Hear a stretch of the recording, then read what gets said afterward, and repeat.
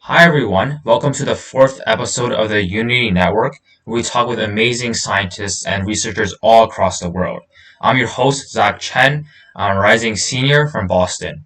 And today I'm joined by another amazing and fantastic scientist, Dhruv, who's an incoming freshman at Princeton University. So just welcome to the show and please give us an introduction to, who you are.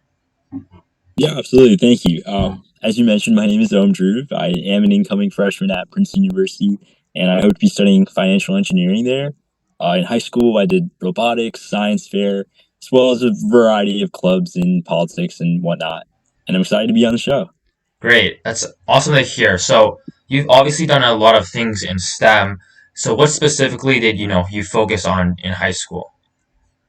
So I focused a lot on science fair and engineering competitions. I developed like a prototype with my friend for diagnosing a retinal disease, and that seemed to get like widespread success and news stories, which was pretty sweet. I got featured in Forbes for it with my best friend, and since then I've just like been working on medtech, and it's been a great adventure of mine.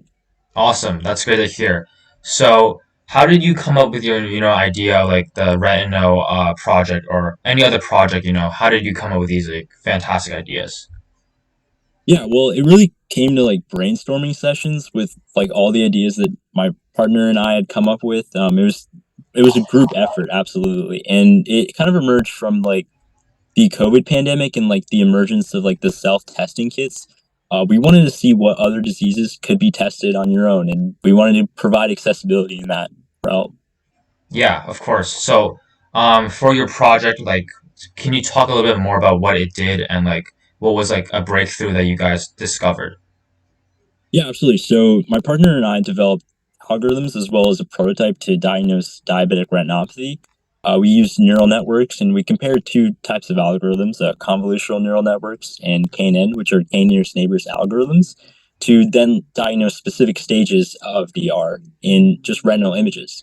And so we'd gathered like around 10,000 retinal images. And from there, we were able to train our algorithm and then eventually test it. And the breakthroughs really came in training the algorithm and testing it. With those algorithms, we were then able to house those on a Raspberry Pi, and from there, like be able to create a prototype. So that was pretty sweet.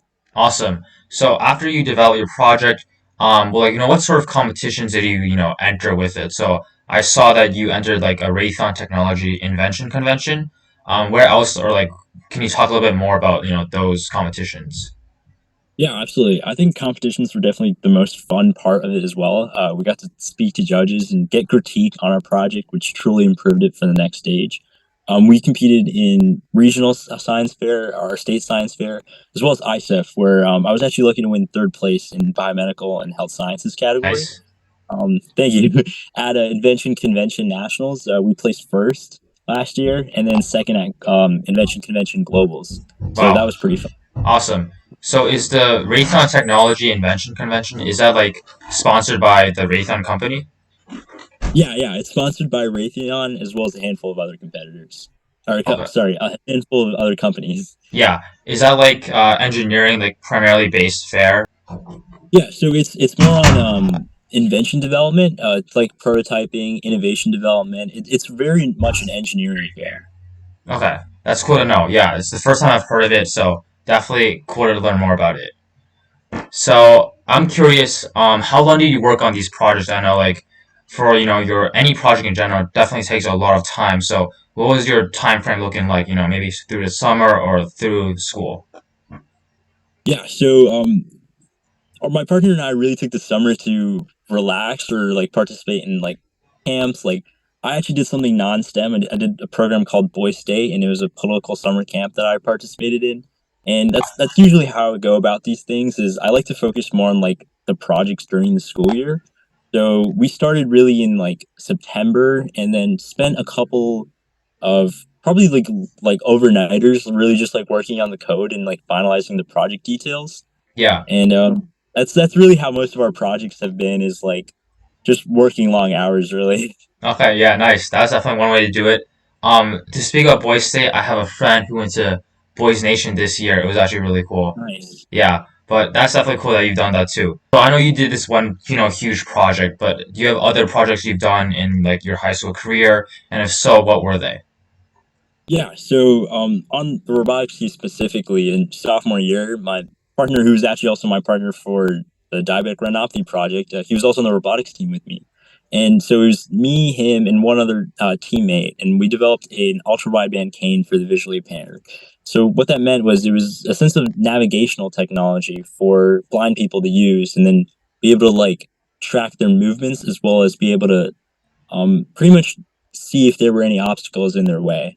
And we entered that in like the first global innovation competition, which was its first year at the time for FTC. And so that was a blast. We actually ended up winning like that for FTC. So that was Awesome. really cool. Yeah, that's great to hear. Yeah, that's definitely fantastic. Oh, to speak about robotics, what is it normally like for like a normal participant? What is it like, registering and stuff like that? What can someone expect if they do robotics like for school?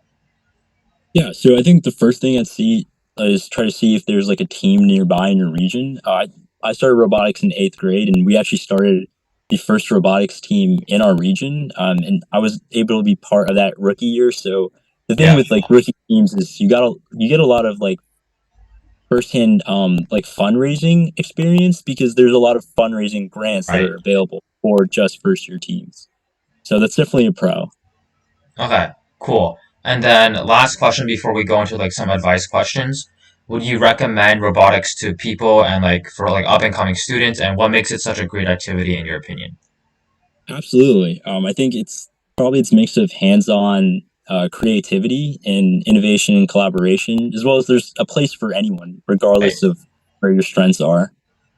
Awesome. Okay, so now we can ask like some advice questions just for like, newcomers and people who want to get into STEM competitions or robotics or science fairs. So the first question I have is for someone who doesn't have a lot of experience in like robotics, who's like just starting, what's like the best way to get started with it? I know you talked about a little bit like finding nearby teams, but what else could you do to get started with it?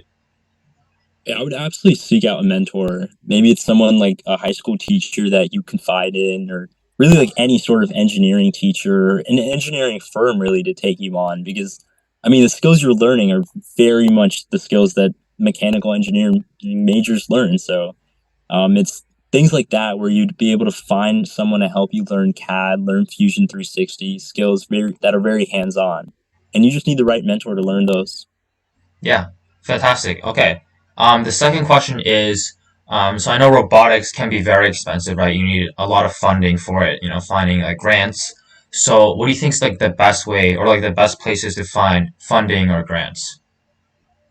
Yeah, that's a great question. So first robotics, which I'm particularly familiar with. I mean, I know there's like a handful of Right, robotics yeah. organizations like Vex, but first has their own grants as well as grants associated with their sponsors, such as Collins Aerospace, Raytheon, Lockheed Martin, as well as really reaching out to any local engineering firms or companies that are even orientated around STEM to see if they'd be willing to sponsor your team. I mean, even a couple bucks can go a long way.